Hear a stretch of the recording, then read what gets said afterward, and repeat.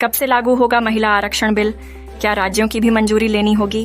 पढ़ें 10 बड़े सवालों के जवाब। नारी शक्ति वंदन अधिनियम के नाम से आए महिला आरक्षण बिल पर लोकसभा में चर्चा हो रही है। लोकसभा से पास होने के बाद इस बिल को राज्यसभा में पेश किया जाएगा। ऐसे में जानते हैं कि बिल अगर कानून बनता है तो ये कब से लागू होगा। SC ST महिलाओं के लिए आरक्षण की व्यवस्था है। कब से लागू होगा महिला आरक्षण बिल? क्या राज्यों की भी मंजूरी लेनी होगी? पढ़ें 10 बड़े सवालों के जवाब। नारी शक्ति वंदन अधिनियम के नाम से आए महिला आरक्षण बिल पर लोकसभा में चर्चा हो रही है। लोकसभा से पास होने के बाद इस बिल को राज्यसभा में पेश किया जाएगा। ऐसे में जानते हैं कि बिल अगर कानून बनता है तो ये कब से लागू होगा। SC ST महिलाओं के लिए आरक्षण की व्यवस्था है। महिला आरक्षण बिल को लोकसभा में पेश कर दिया गया है। संसद और राज्यों की विधानसभाओं में महिलाओं को 33% आरक्षण देने वाला बिल लोकसभा में पेश हो गया है। इस बिल को नारी शक्ति वंदन अधिनियम नाम दिया गया है। महिला आरक्षण बिल 27 साल से अटका पड़ा था। 1996 में HD देवेगौड़ा की सरकार में इस बिल को पहली बार लाया गया था। साल 2010 में ये बिल UPA सरकार में राज्यसभा से पास भी हो गया था, लेकिन लोकसभा में इसे पेश नहीं किया गया। अब इस बिल को फिर संसद में लाया गया है। प्रधानमंत्री नरेंद्र मोदी ने बिल को सर्वसम्मति से पास कराने का अनुरोध किया है। इस बिल पर बुधवार को लोकसभा में चर्चा होगी। यहाँ से बिल पास कराने में सरकार को कोई मुश्किल नहीं होगी। लोकसभा से पास होने के बाद बिल को राज्यसभा में पेश किया जाएगा। इस बिल में क्या क्या प्रावधान है? बिल कब से लागू होगा? अनुसूचित जाति और जनजाति की महिलाओं के लिए क्या व्यवस्था है? बिल के कानून बनने से क्या बदलेगा? जानते हैं। बिल क्या है? ये बिल लोकसभा और विधानसभाओं में महिलाओं को 33% आरक्षण देता है। बिल के कानून बनने से लोकसभा और विधानसभाओं की 1/3 सीटें महिलाओं के लिए रिजर्व हो जाएंगी। तो कितनी सीटें महिलाओं के लिए होंगी? 33%, यानी लोकसभा में अभी 543 सीटें हैं। इनमें से 131 सीटें महिलाओं के लिए होंगी। इसी तरह विधानसभाओं में जितनी सीटें होंगी उसकी 33% सीटें रिजर्व रहेंगी। उदाहरण के लिए दिल्ली विधानसभा में 70 सीटें हैं, उसकी 23 सीटें महिलाओं के लिए रहेंगी। 3 सभी राज्यों की विधानसभाओं में रहेंगी सीटें। हाँ, बिल को सिर्फ संसद से पास कराने की जरूरत है।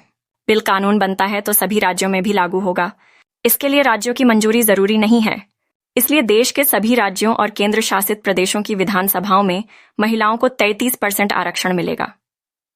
4 राज्यसभा में भी होगा ऐसा?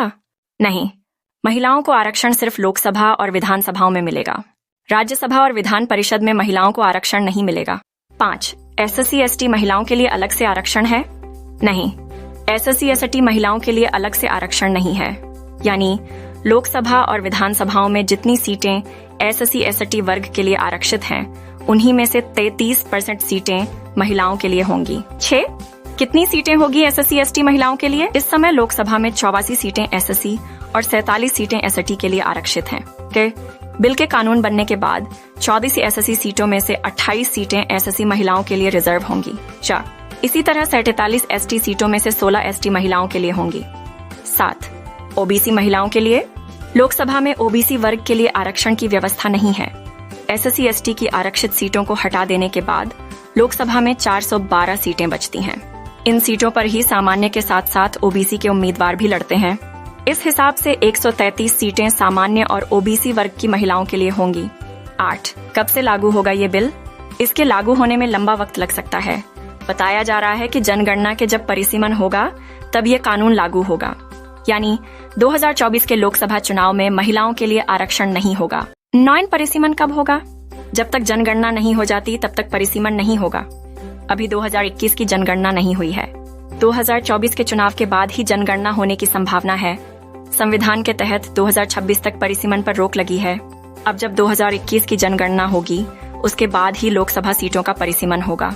हो सकता है कि 2029 या फिर 2034 के लोकसभा चुनाव में महिला आरक्षण का फायदा मिले। 10 राज्यों की मंजूरी लेनी होगी क्या? संविधान का अनुच्छेद 368 कहता है कि अगर केंद्र सरकार के कानून से राज्यों के अधिकारों पर कोई प्रभाव पड़ता है तो ऐसे मामलों में कानून बनने के लिए कम से कम 50% विधानसभाओं की मंजूरी लेनी होगी। यानी कि अगर केंद्र सरकार को ये कानून देश भर में लागू करना है तो इसे कम से कम 15 राज्यों की विधानसभाओं से भी पास कराना होगा। हालांकि कुछ सूत्रों का कहना है कि इसकी जरूरत नहीं होगी।